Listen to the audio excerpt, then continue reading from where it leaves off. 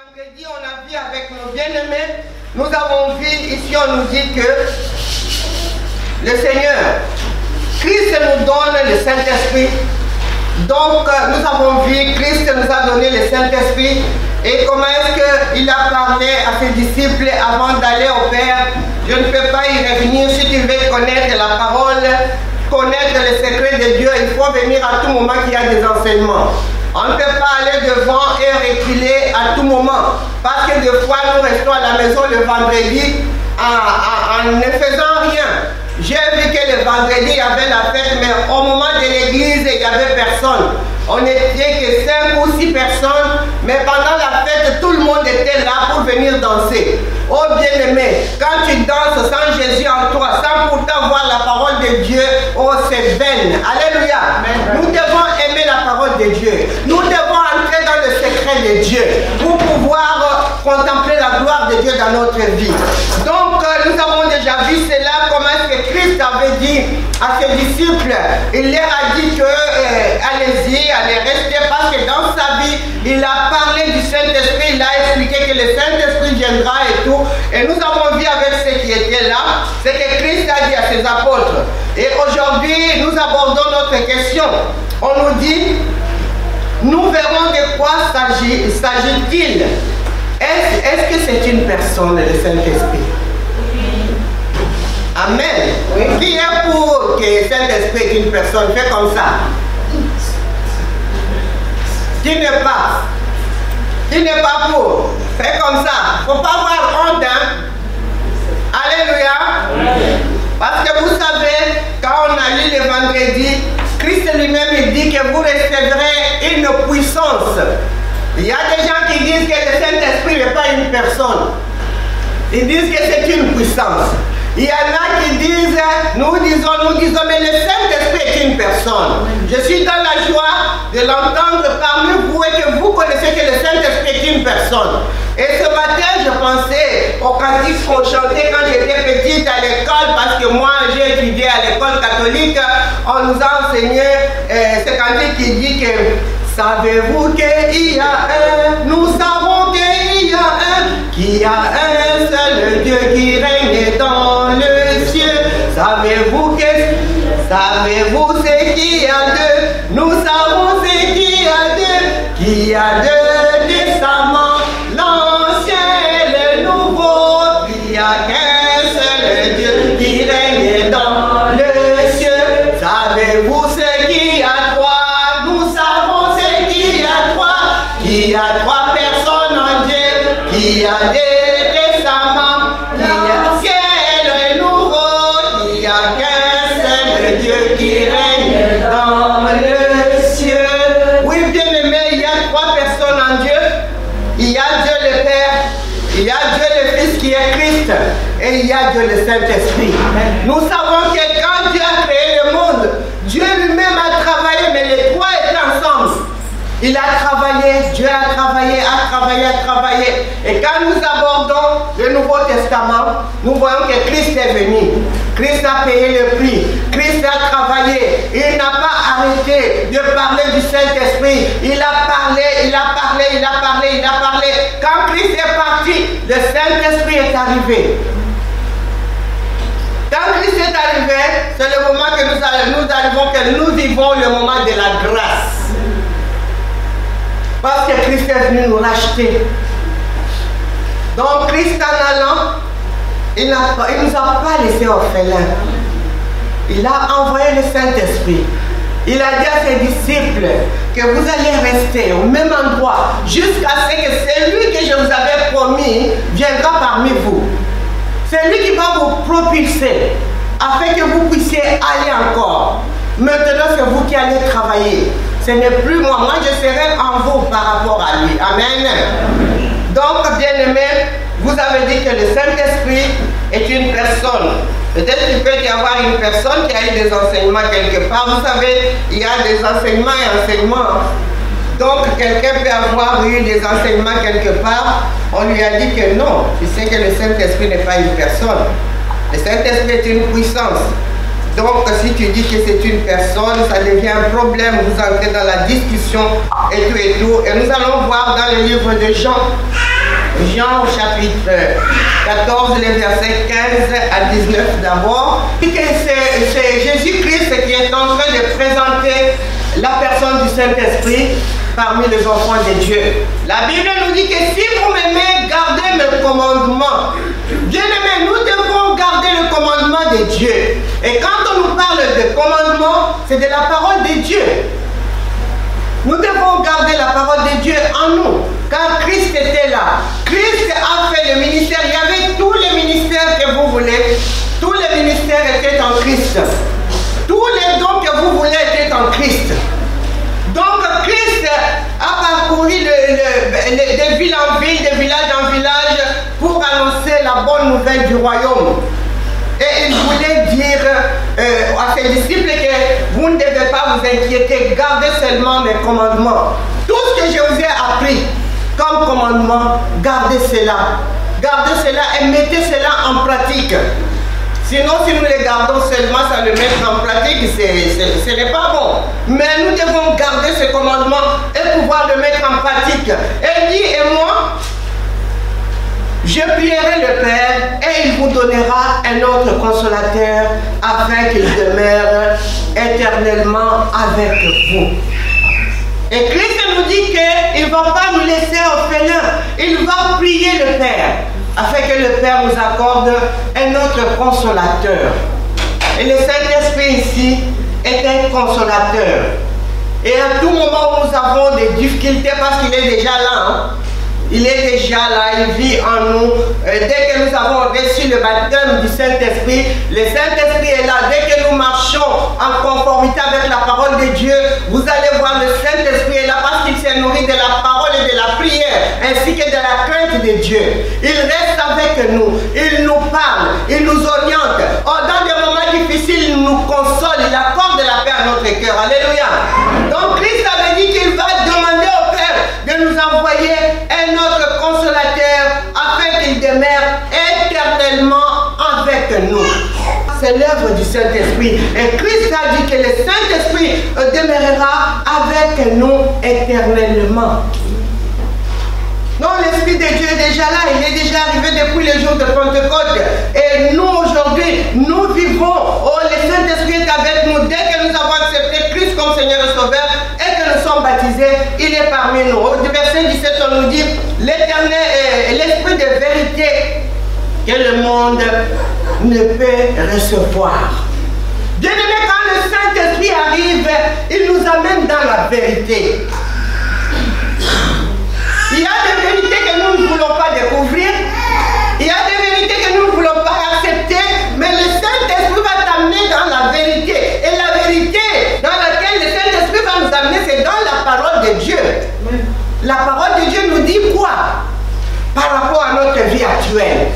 Qu'est-ce que la parole de Dieu déclare pour ce que nous allons faire cet après-midi ou bien ce soir après le culte?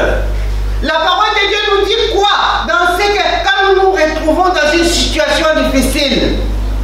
Et le Saint-Esprit est là pour pouvoir nous guider, pour pouvoir nous dire toutes ces choses-là. Et on nous dit, parce qu'il ne... pardon. On nous dit l'Esprit de vérité que le monde ne peut recevoir parce qu'il ne voit point et ne le connaît point. Mais vous le connaissez car il demeure avec vous et il sera en vous. On nous dit que le Saint-Esprit sera avec nous. Vous, c'est qui? Ceux qui auront cru au nom de Jésus. Ceux qui auront accepté que Jésus-Christ est leur Seigneur et leur Sauveur. Ceux qui auront cru que Christ est réellement mort à la croix, ressuscité, il est à la droite du Père en train d'intercéder pour nous et il est notre avocat.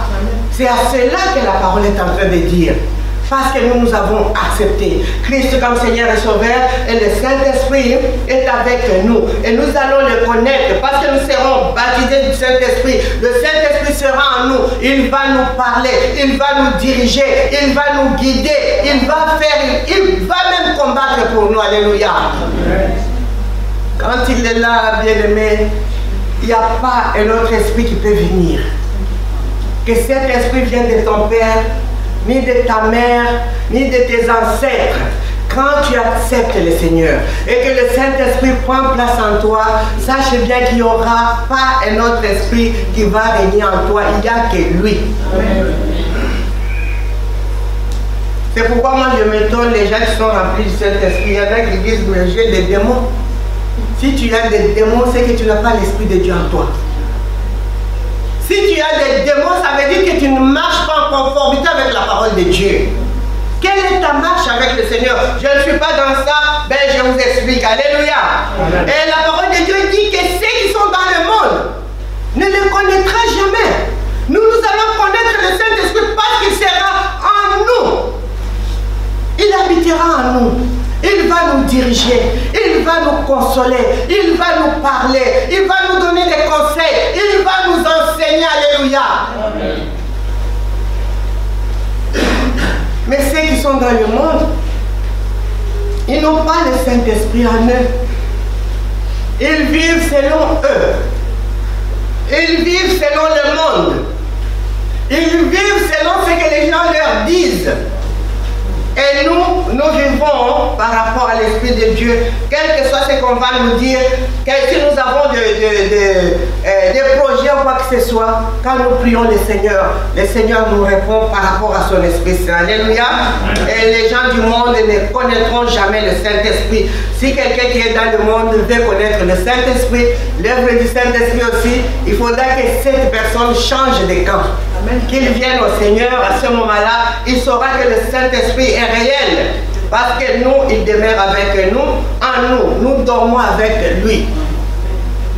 Quand nous dormons, vous savez, tu peux essayer un peu. Dors des fois sans prier. Et tu vas voir, la nuit quand tu dors, ce qui va t'arriver. Moi, si je dors sans prier, non, il y a quelque chose qui va me réveiller pour me dire tu dois prier. Parce que même mes songes que je vais voir cette nuit-là, ça ne sera pas ce qui vient de Dieu. Le Saint-Esprit est avec nous. Et quand il est avec nous la nuit, quand je lui dis, cher Saint-Esprit, moi je vais m'endormir, ben, veille sur moi, veille sur ma maison, veille sur tout au nom de Jésus. Amen. Je m'endors, je dors comme un bébé. Et cette nuit-là, le Seigneur me visite.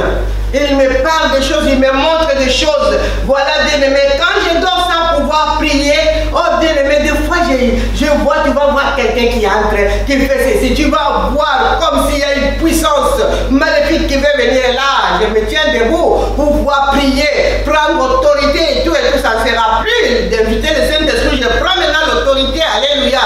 Amen. Donc voilà, le Saint-Esprit est avec nous, même quand nous dormons. La Bible déclare au verset 18, je ne vous laisserai pas orphelins, je viendrai à vous. Le Seigneur ne nous laissera pas orphelins. Il parle maintenant de son départ vers le Père. Quand il ira vers le Père, il nous dit qu'il ne va pas nous laisser orphelins. Il viendra vers nous. Ça veut dire que si le Saint-Esprit est en nous, le Père est en nous et le Fils est en nous. Alléluia.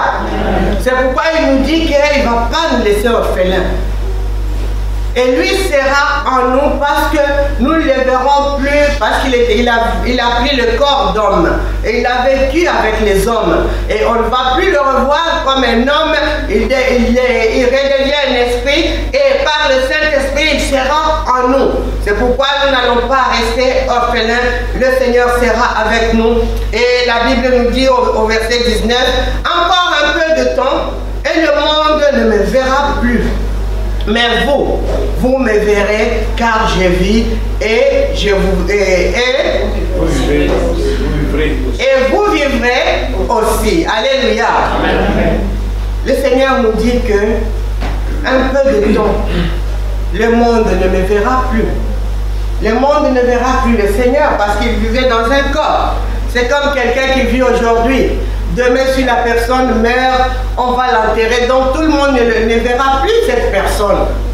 Mais il y en a déjà qui disent, oui, j'ai vu l'esprit de cette personne. J'ai vu cette personne me visiter. Il y en a même dans le monde qui font aussi c'est comment pour dire la personne a parlé. Et nous, c'est notre Seigneur.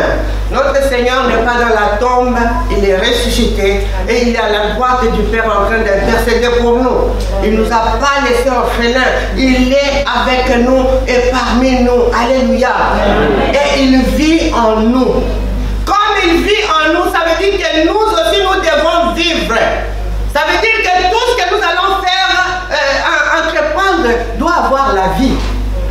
Tu peux aller là où il y a des gens, des gens qui sont dans le monde, les gens qui n'ont jamais reçu Christ comme Seigneur et Sauveur. Toi qui as la vie, quand tu arrives là, tu vas impacter ces gens-là. Tu vas leur communiquer la vie. Parce que la vie, ça se communique. Alléluia. Tu pourras communiquer la vie partout où tu es. Et la vie est dans la parole. La parole de Dieu est là. La vie de prière est là. Le Saint-Esprit est là. Bien-aimé, tu pourras impacter les gens. Les gens viendront au Seigneur par rapport à toi. Parce que tu as la vie en toi. Et la vie qui est le Seigneur lui-même est en nous. Et nous ne pouvons pas passer quelque part sans pourtant. Si tu fais toute une année, le 31 décembre, commence à faire le bilan. Dis-toi cette année, j'ai amené combien de personnes au Seigneur? Tu sauras si tu as la vie en toi. Si tu n'as pas la vie en toi, tu vas vivre comme tout le monde. Nous voyons les gens qui vivent comme les gens du monde. Un enfant de Dieu n'a pas changé. Et cet enfant de Dieu est devenu rabbi. Mais moi, je ne connais qu'un seul rabbi qui ne change pas. Il est le même hier, aujourd'hui, éternellement. C'est notre Seigneur. Et toi, tu es rabbi en quoi? Tu deviens rabbi, on t'a connu dans le péché, tu as accepté Christ comme Seigneur et Sauveur, tu es toujours dans le même péché. On t'a connu dans le mensonge, tu as accepté Christ comme Seigneur et Sauveur, baptisé même du Saint-Esprit, tu continues à mentir. Tu as oublié que le père de mensonge, c'est l'ennemi. C'est lui qui est le père de mensonge. D'autant plus que toi, tu ouvres ta bouche. Au moment où tu ouvres ta bouche, il n'y a que le mensonge qui sort. Mon bien-aimé, cherche la délivrance. Répands-toi. Si tu ne veux pas être délivré, donc la parole de Dieu nous délivre. Répands-toi. Fais demi-tour pour aller vers le Seigneur.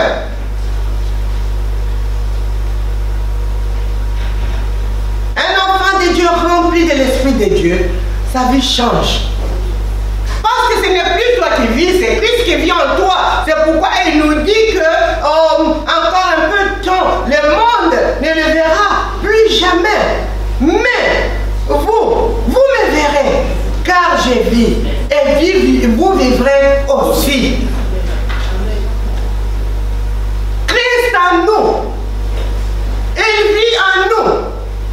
Christ en moi, espérance de la gloire. Ce n'est plus moi qui vis, c'est Christ qui vit en moi. Quand Christ vit en moi, ma façon de parler change. Quand Christ vit en moi, ma façon de poser les actes change. Ma façon de faire change. Maintenant, ce n'est plus moi qui vis. Comme Christ vit en moi, et il me conduit par son Esprit Saint. Si vous voyez une personne qui accepte Christ comme Seigneur et Sauveur, qui marche de la même façon, bien-aimé, dites à cette personne que tu as besoin de la repentance, tu as besoin, je ne sais pas, de te convertir au Seigneur. Parce que tu n'as pas encore traversé de l'autre côté. Alléluia. Amen. Christ vit en nous. Donc nous disons que le Saint-Esprit est une personne. Et ici, ce n'est pas ma parole, c'est la parole du Christ. Christ lui-même qui parlait. Il disait qu'il sera consolateur. C'est lui qui sera un consolateur. Je ne sais pas s'il était une puissance, s'il pouvait nous consoler. Je ne sais pas. Mais c'est une personne. Quand nous avons des problèmes, même dans le monde, nous allons chercher notre ami, notre ami fidèle, ou bien quelqu'un que nous connaissons pour lui expliquer des choses. Et la personne va pouvoir nous consoler des fois, nous dire mais ça va passer et tout et tout. C'est le travail que le Saint-Esprit va faire. Et le Saint-Esprit de Dieu parle. Une puissance ne peut pas parler. Le Saint-Esprit parle à nos cœurs. Donc nous allons voir encore pour terminer, parce que il n'y a pas que ça, comme nous prenons dans le livre de Jean même, au chapitre 16, le verset 8. Oui, bien-aimé, ici c'est clair, parce qu'on nous parle du Saint-Esprit qui viendra et ce qu'il va faire. On nous dit que, et quand il sera venu, il convaincra le monde en ce qui concerne le péché. Quand le Saint-Esprit est là, il va nous convaincre. Ce n'est pas une puissance. Une puissance, je ne sais pas si une puissance peut convaincre. C'est une personne. Il convaincra le monde du péché. Donc, il va dire au monde que Christ est Seigneur. Ne marchez pas dans le péché. Christ est la vérité. Il est la vie. Il va convaincre le monde du péché. Et on nous dit de la justice et du jugement. Et on nous dit après que, je vais un peu m'arrêter là pour pouvoir expliquer ce qui se passe. Quand on nous dit que le Saint-Esprit convaincra le monde du péché. Et j'ai écrit ceci, quand le Saint-Esprit viendra, les jours de Pentecôte que nous connaissons, sa tâche principale à ce qui concerne la prédication de l'Évangile consiste à convaincre le péché. Donc quand le Saint-Esprit vient à nous, et quand nous allons pouvoir apporter l'Évangile, la parole de Dieu, donc nous allons apporter la parole de Dieu, c'est pour convaincre au monde de ne plus pécher. C'est ce qu'il viendra faire. Par rapport à l'évangile, nous allons convaincre le monde que le péché n'est pas bon, que le péché nous sépare de Dieu. Et des fois nous disons aux enfants de Dieu, quand nous parlons du péché, il y en a qui se fâchent. Oh, on a parlé de moi. Oh bébé, de toute façon Dieu dit qu'il ne faut pas juger. Pourquoi je te fâche? Parce qu'on a donné la parole pour tout le monde. Mais toi tu le prends pour toi et tu veux te battre même par rapport à ça. On m'a parlé à moi. Qui es-tu qu'on te parle à toi seul? On parle ici que le Saint-Esprit viendra. Il va convaincre le monde du péché. Ça veut dire qu'en apportant l'évangile. Donc l'évangile de Dieu, ce n'est pas seulement quand tu viens, on te dit oui ma soeur, je vois, oh que ton ancêtre qui est là, je vois comme je suis, vous allez quelque part dans une église, et malheureusement j'avais amené aussi un homme de Dieu, on arrive là-bas, et cet homme de Dieu là qui dit, oui ma soeur, toi, je vois une vieille dame qui est assise sur ton lit, et moi j'ai dit mon Dieu. Et tu trouves là, il y avait des gens, remplis de gens. Et quand tu arrives là, ils te posent la question, toi tu es de quel point? Toi tu es au Congo? Oh mais non, si tu es au Congo, il faut que tu deviennes mon gars là. Alléluia. Bien aimé, on ne se moque pas de Dieu. La parole de Dieu convainc le monde du péché. Ça veut dire que quand tu vas vers quelqu'un, quand la personne fait du mal, tu lui dis que ce n'est pas bon. Même si tu ne lui dis pas que tu es un enfant de Dieu, on peut voir aussi ce qui n'est pas bon.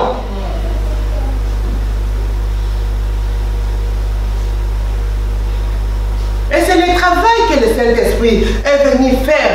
Et c'est là où vous prenez note parce qu'il y a beaucoup à prendre. Nous allons voir cela dans les livres des Actes des Apôtres au chapitre 2, verset 4. Prenez note et vous pouvez lire à la maison.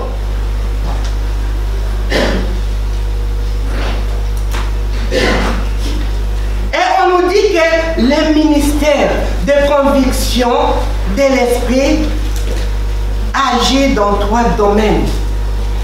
Le premier domaine, c'est le péché.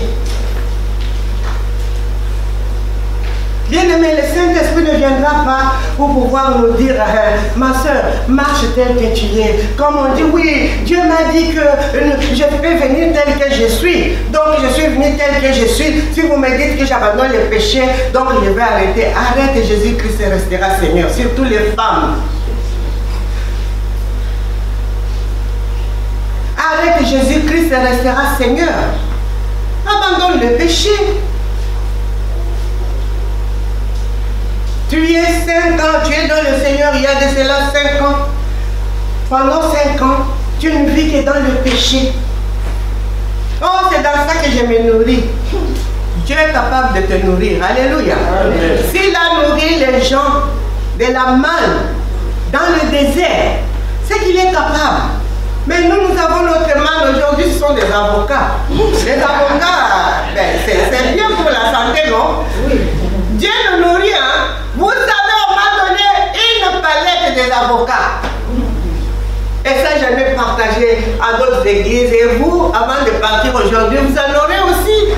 Dieu est capable, parce que vous n'allez pas me donner l'argent pour mes avocats. Je pouvais aller au marché, j'ai dit, bon, c'est petit carton à 5 € seulement. À 5 €, comme s'il y a beaucoup d'avocats, on va acheter. Hein. Et ça ne va pas même pas faire je ne sais pas combien de temps. Mais c'est la manne du ciel. Dieu est capable de te nourrir. Ne te dis pas, mais ce qu'il te demande d'abandonner d'abord. Abandonne ce que tu fais. Tu ne vas pas faire un bras de fer avec le Seigneur.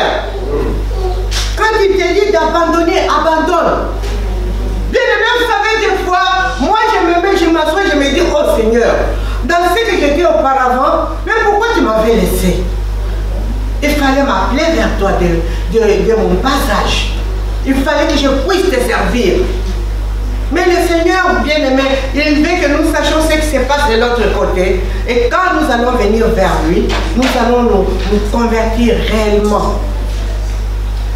Et je vois des enfants de Dieu qui marchent avec le Seigneur à force d'avoir l'habitude de venir à l'église, de faire le combat spirituel, de prier, de faire ceci ou cela. Après, ils commencent à retourner, à reprendre ce qu'ils ont vomi pour pouvoir mettre cela en pratique. Et où? Dans l'église de Dieu. Faites attention. Une personne qui a le Saint-Esprit en elle, quand le Saint-Esprit le convainc du péché, la personne, des fois, au moment où nous disons que de nous-mêmes, nous ne pouvons rien. Seigneur, maintenant j'ai besoin de toi. Et tu commences à faire un effort. Quand tu fais l'effort, Dieu le voit. Et Dieu commence à marcher avec toi. Il marche avec toi. Oh bien-aimé, 5 ans dans le Seigneur, tu auras un grand changement. Et si tu es dans le Seigneur pendant 5 ans et que tu vis la même chose, mon bien-aimé, je te dis qu'il y a quelque chose qui ne va pas. La première des choses, c'est le péché. Le Saint-Esprit met en évidence le péché et l'incrédulité. Il y a des gens qui sont incrédules. Des fois, quand ils viennent comme ça, même si la parole de Dieu sort, et des fois, ah, mais tu sais, moi, un homme de Dieu disait que toi, homme de Dieu, sache bien que comme tu apportes la parole de Dieu, personne ne pourra t'aimer. Si les gens commencent à t'aimer, et si les gens commencent à venir vers toi, ils disent, oh, toi, je t'aime, oh, je sais pas quoi. Donc, quand tu prêches, c'est toi, hein? Vraiment, c'est toi que j'aime et tout. Fais attention. Rentre dans la prière. Parce que ce qui sort dans la bouche d'un homme de Dieu, un vrai, ceux qui sont dans le péché ne pourront plus aimer cet homme. C'est pourquoi vous voyez les gens qui boudent. Moi ici, il y en a qui me regardent.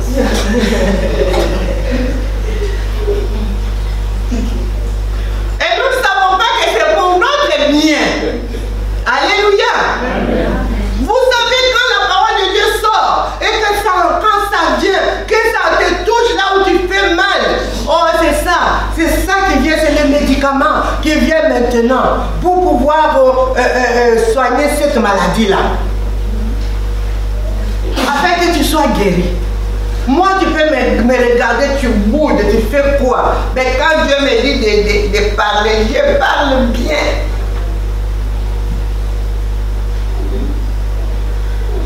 Hier, on était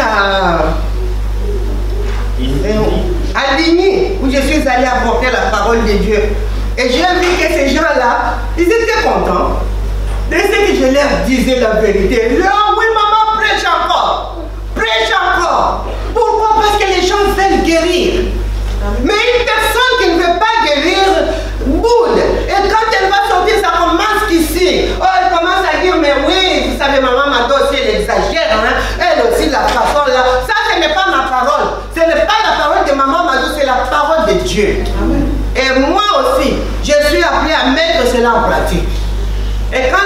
m'utilise maintenant. Tu penses que moi je vais te faire cadeau? Moi-même, je ne me fais pas cadeau, je te ferai à toi cadeau. Pour que j'ai des problèmes avec Dieu. Tu veux que je te dise quoi? Que je te dise que Dieu va te bénir dans ce que tu fais? Quand tu marches dans le péché, tu seras avec Dieu. Mais non, mon bien-aimé. Je ne peux pas te mentir parce que la parole de Dieu, c'est la vérité. Et le Saint-Esprit est venu nous apporter la vérité. Amen. Si tu pêches, je te dis qu'arrête le péché. Arrête le péché. Pourquoi tu ne viens pas me dire en face? Et maman m'a dit toi, et tout. Tu vas, tu cherches. Parce que le diable est en toi. Tu vas commencer à aller dire aux gens, pour avoir un groupe de gens que tu auras enseigné de ta façon. Par ton père, le diable abandonne au nom de Jésus. Amen.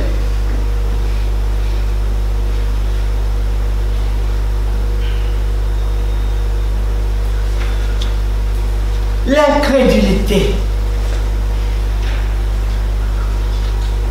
La parole de Dieu vient et la parole de Dieu, au lieu de laisser la parole de Dieu prendre place, pour toi tu mets comme ça la parole de Dieu qui frappe et qui retourne. Tu veux vivre, tu veux écouter ta parole que tu veux. Non, bien aimé, Dieu n'est pas comme ça. Tu vas écouter ce que tu ne veux pas écouter, tu ne veux pas entendre, comme on dit. Donc je ne peux pas te dire, je ne peux pas te faire cadeau parce que moi-même je ne me fais pas cadeau. Quand je vois une parole qui me concerne moi et je lis ça, c'est ça, mais moi je suis dans ça. Je fléchis mes genoux pour demander pardon à mon Dieu. Seigneur, il y a longtemps que je suis dans ça. Aujourd'hui j'ai découvert que ce n'est pas bon. Pardonne-moi Seigneur et donne-moi cette force de pouvoir mettre ta parole en pratique, de pouvoir abandonner. Mais ce n'est pas le cas pour les incrédules. Les incrédules commencent à faire autre chose. Et on nous dit que le Saint-Esprit met en évidence le péché et l'incrédulité afin de susciter une prise de conscience, de culpabilité et les besoins de pardon. Donc quand le Saint-Esprit vient, il te parle du péché. Il te dit de ne pas être incrédule. Oui, le Saint-Esprit, quand il vient, c'est pour susciter en toi une prise de conscience. Que tu puisses prendre conscience que ce que je fais, ce n'est pas bon dans la présence du Seigneur. Je dois me repentir, je dois demander pardon. Oh, tu vas commencer. Une personne qui est habitée par le Saint-Esprit, quand on lui parle du péché, et cette personne sera culpabilisée. Il s'est dit, mon Dieu, je l'ai fait, mais ce n'est pas bon. Je l'ai fait, mais maintenant, il va aller pour chercher le pardon. Comme notre frère a dit ici.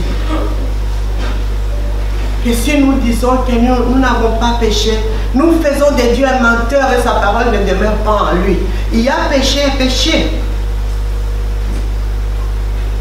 Et si nous connaissons la parole et que nous sommes dans le péché, que le Saint-Esprit nous convainc, bien aimé, ce que nous devons faire, c'est de chercher, de prendre conscience, de reconnaître que réellement, c'est pourquoi nous demandons pardon, Seigneur.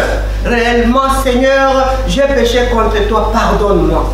Et quand nous péchons, bien aimé, nous attristons le Saint-Esprit. Mais quand nous l'attristons, il est là encore. Il nous suffit de demander pardon, Seigneur. De demander qu'il puisse nous aider à pouvoir marcher comme il faut, demander au Saint-Esprit de nous aider. Il le fera. Et on nous dit que la conviction expose également les conséquences terrifiantes qui attendent le coupable s'il persiste dans sa mauvaise voie. Bien-aimé, la conviction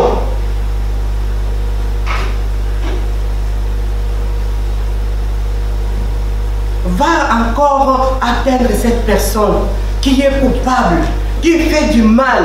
Oh, va pouvoir l'atteindre. Oh, celui qui persiste dans sa mauvaise voie, qui continue à faire mal, qui a déjà écouté la parole de Dieu. La parole de Dieu dit que ça c'est un péché. Abandonne. Cette personne qui continue à faire du mal. Oh, la parole de Dieu, quand ça vient, le Saint-Esprit vient pour pouvoir encore nous convaincre encore une fois de plus, afin que nous puissions abandonner cette mauvaise voie. Après, on nous dit, après avoir été convaincu, l'homme doit ensuite faire un choix. Bien-aimé, personne ne peut pas choisir pour toi. Choisir pour toi pour te dire, mais oui, mon frère, ma soeur, maintenant, tu sais, tu dois suivre le Seigneur. Non, quand tu es convaincu du péché, ben, tu dois faire ton choix. Quand Dieu te dit que ce chemin que tu suis, ce n'est pas bon, le Saint-Esprit te convainc, oh bien-aimé, tu dois faire ton choix par après. Ton choix, c'est de pouvoir marcher avec le Seigneur ou bien c'est de pouvoir suivre la voie que tu as tracée, qui t'est tracée devant toi. C'est à toi de voir. Notre Dieu n'est pas dictateur. Dieu nous parle par son Esprit Saint. Il nous parle, il nous montre toutes choses. Mais c'est à toi de faire ton choix. Mais des fois, si on te dit, ma soeur, abandonne, abandonne. Oh non, non, non, non, il ne faut pas me juger, il ne faut pas me juger de toute façon. Mais n'est-ce pas la parole de Dieu dit que ne jugez point? C'est pour ça que la parole est venue. Ne jugez point. Alléluia. Abandonne le mal, mon frère. Un mauvais cœur. Un cœur jaloux, pardon. Et tu ne veux pas voir les autres avancer. Tu es jaloux dans ton cœur. Abandonne tout ça, ce n'est pas bon. Et le Saint-Esprit est venu quand il nous convainc. Dès que tu auras pris conscience de ton péché, tu dois faire le choix. Toi-même. Le choix de suivre le Seigneur ou le choix de pouvoir rester sur ton chemin. Souvent, cela mène à une vraie repentance et à une conversion à Jésus en tant que Sauveur et Seigneur. Donc, quand le Saint-Esprit nous parle, nous avons pris conscience que nous avons péché. Et c'est là, si nous sommes réellement appelés à être dans le Seigneur, et cela va nous amener à nous repentir. Nous allons nous repentir pour pouvoir demander pardon à notre Dieu de ce que nous avons fait, reconnaître notre mal devant notre Seigneur. Et cela va nous amener aussi à la conversion. Et quand on nous parle de la repentance, ça veut dire que nous demandons pardon à notre Dieu. De vrai. Il y a des gens qui demandent pardon et de leurs lèvres. Oui Seigneur, pardonne-moi, et puis il écoute. Ah, elle est là. Dit, pardonne-moi de mes péchés. Ah, pardonne-moi de mes péchés. Pardonne-moi, Seigneur, parce que j'ai menti. Pardonne-moi parce que j'ai menti. Pardonne-moi parce que. Pardonne-moi parce que. Non, non. Rentre en toi. Tu sais ce que tu fais. Sois sincère avec Jésus. Il n'y a pas d'intermédiaire entre toi et Jésus. Dis-lui la vérité. C'est ça la repentance. Tu te réponds et quand tu te réponds, tu avoues ce que tu as fait au Seigneur, tu demandes pardon et cela va amener la personne à se convertir à Jésus. Et cette personne va maintenant accepter Christ comme son Seigneur et son Sauveur. Donc il ne va pas rester dans la même position. C'est pourquoi nous disons aux enfants de Dieu qui viennent à l'église, qui écoutent la parole de Dieu, qui ne se convertissent jamais, nous leur disons que tu n'as plus cette alliance avec ton Seigneur. Tu n'as plus cette alliance, l'alliance se renouvelle. Deux fois quand tu vas te repentir, maintenant quand tu prends conscience de ce que tu fais, de ce qui ne glorifie pas le Seigneur, oh tu prends conscience, tu demandes pardon, tu t'es converti, tu t'es dit à partir d'aujourd'hui, moi maintenant j'accepte et je réaccepte Jésus-Christ comme mon Seigneur et mon Sauveur. Oh Seigneur, prends place, aide-moi et tout et tout. Donc c'est là nous prenons encore le livre des Actes des Apôtres, Acte 2, 37 à 38, écrit, tu vas lire ça à la maison. Vous Voilà, bien-aimés, donc se convertir, ça veut dire que nous allions dans notre sens avec le diable, nous allions dans tout ce que nous connaissons, c'est qu'on nous a appris, on est en train de partir, nous sommes venus même au Seigneur, nous avons accepté Christ comme Seigneur et Sauveur, nous allons dans la même sens pour pouvoir dire, oui, ben moi, Seigneur, ceci, je vais à l'église, j'écoute la parole, mais je n'abandonne pas. Mais quand on nous parle de la conversion, ça veut dire qu'on fait demi-tour. On donne les dons de là où on partait. Maintenant, on part dans l'autre sens. C'est là où se trouve Jésus. Et là, c'est où se trouvent les choses de tes ancêtres, où se trouve ton père, le diable, et tout et tout. Maintenant, tu lui tournes les dos pour regarder à celui qui est ton sauveur et ton Seigneur. Alléluia. Amen. Et quand tu tournes tes regards vers le Seigneur, lui, il ne t'abandonne pas. Et quand tu t'es rempli du Saint-Esprit, le Saint-Esprit va t'aider tous les jours. Tu étais un sujet de problème. Partout où tu vas, quand tu trouves les gens, toi tu sèmes la division.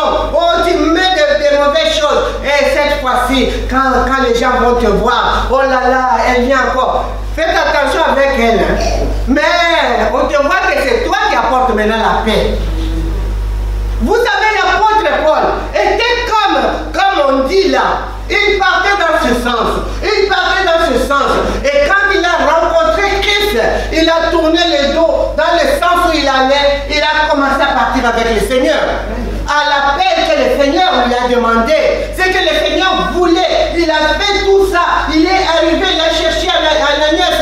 Le Seigneur a parlé à Ananias lui-même. Ananias même s'est dit, hé, Seigneur, tu me cherches des problèmes ou quoi?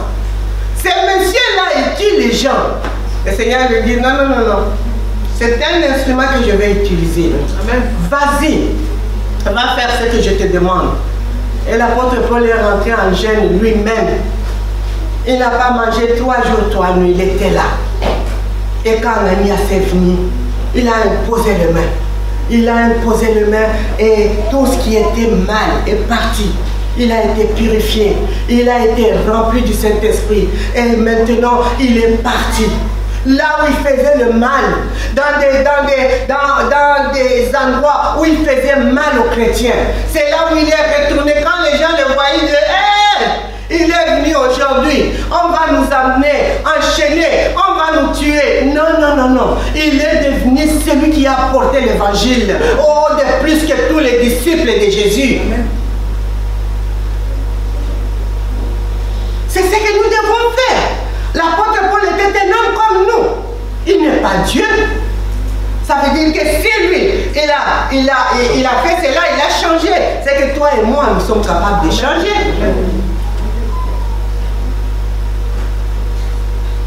Quand on était dans un foyer d'Argentville, il y a un frère qui venait me voir toujours. Maman, prie pour moi, on va prier, j'ai péché.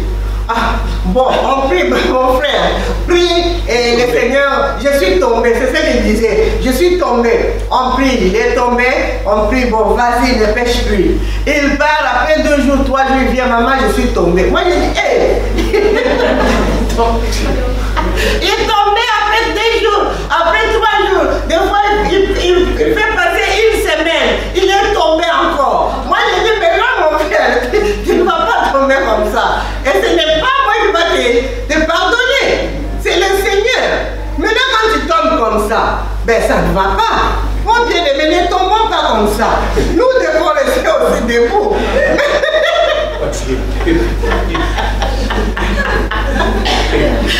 Même quand nous sommes dans un ring de boxe, des fois on te donne un coup. Ah, tu tombes, tu te relèves un peu.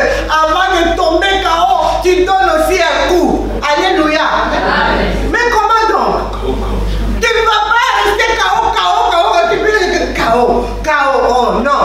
Donc tu n'es pas un enfant de Dieu.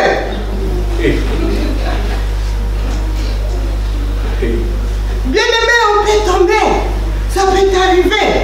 Mais que ce ne soit pas notre vie de tous les jours. Nous devons nous réconcilier avec le Seigneur et reprendre le chemin. Donc là, je vais m'arrêter parce que le reste, nous allons voir ce que c'est c'est la justice. Aujourd'hui, nous avons vu le péché et nous allons voir la justice et le jugement. Ça sera pour la prochaine fois et que le Seigneur vous bénisse. Donc, aujourd'hui, le Seigneur veut nous dire que nous devons, le Saint-Esprit veut nous dire que nous devons abandonner le péché. Alléluia. Nous allons tenir debout dans la présence du Seigneur parce que nous allons prier.